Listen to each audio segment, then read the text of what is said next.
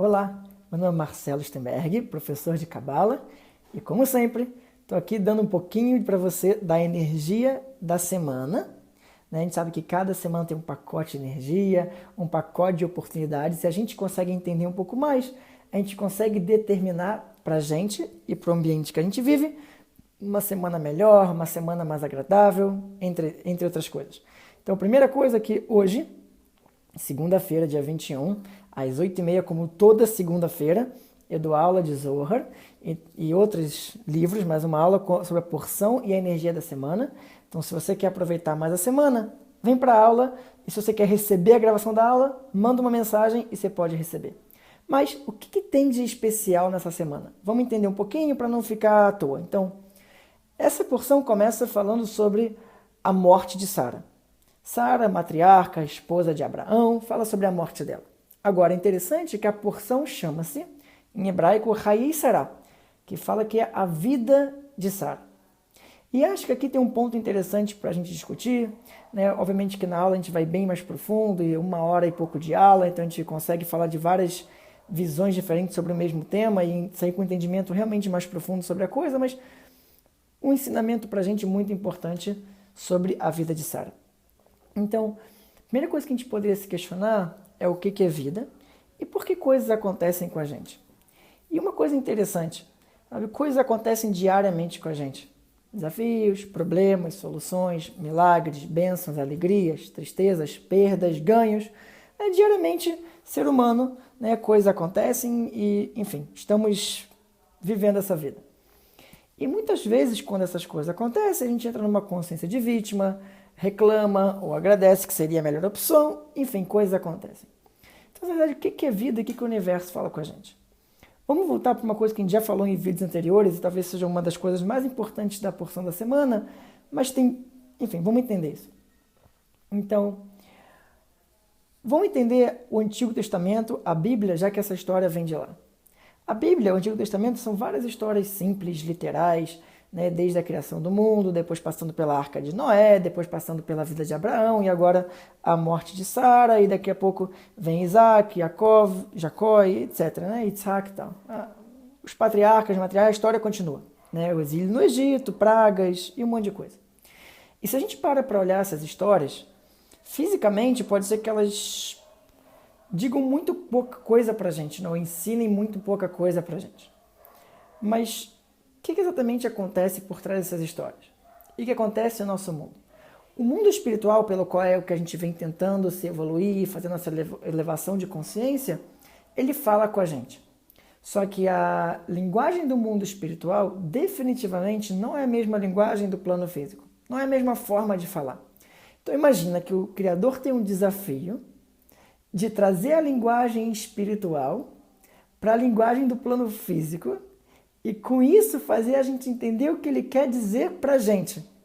E essa forma, quando cada coisa acontece com a gente, é a forma que a gente tem de interpretar o que está acontecendo com uma visão mais espiritual e através dessa visão espiritual conseguir tirar um ensinamento e viver aquilo. Por exemplo, a gente passa por um desafio.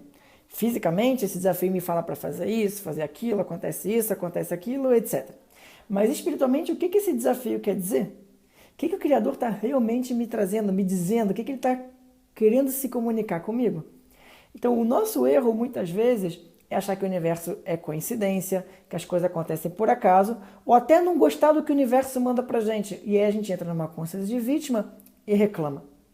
Quando que, na verdade, nada mais, nada menos, o universo está tentando falar a nossa língua, fazendo a gente entender que tem muito mais esperando pela gente.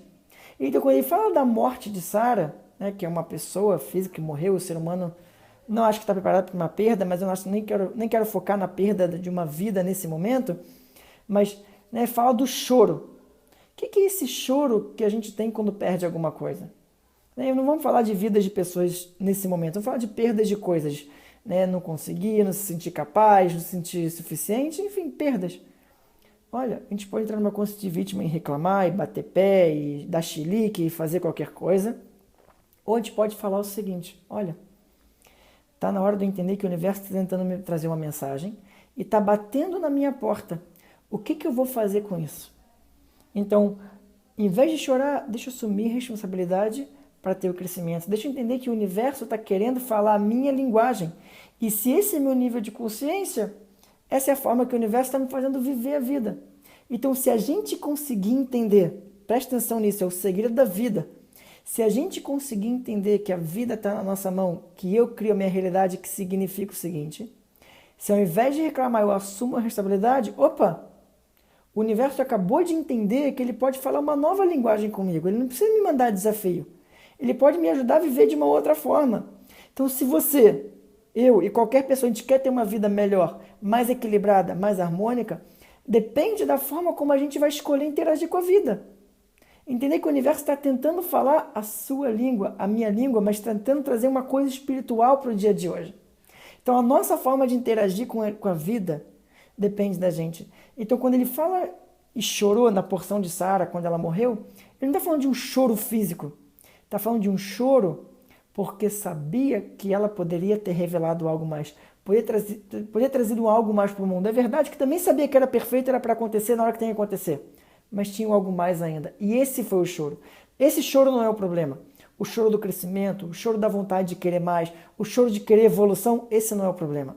O problema do choro é exatamente o choro da vitimização. Então, se você gostaria que o universo falasse de uma forma diferente com você, a pergunta é como você vai tratar os próximos desafios que vêm para a sua vida. Se você tratar eles de uma forma de coincidência, reclamando, o universo fala, nossa, essa é a forma que eu tenho que falar com ele para ele entender, então eu vou piorar os desafios. Agora, se a gente está constantemente feliz, em gratidão, não bobão, tá? Mas em gratidão, em feliz, em alegria, o universo fala, opa, eu posso falar com essa pessoa dessa forma. Então vamos fazer isso, vamos ajudar essa pessoa a crescer dessa forma. E é dessa forma que a gente consegue viver de verdade, sem caos, sem dor, sem sofrimento. Quer uma vida melhor? Abraça a sua vida, abraça os seus desafios e lembre-se, essa forma o universo está trazendo uma mensagem para você. Sorria sempre, gratidão sempre. E essa é a forma que você vai ter a vida melhor. Não se esqueça, isso e muito mais.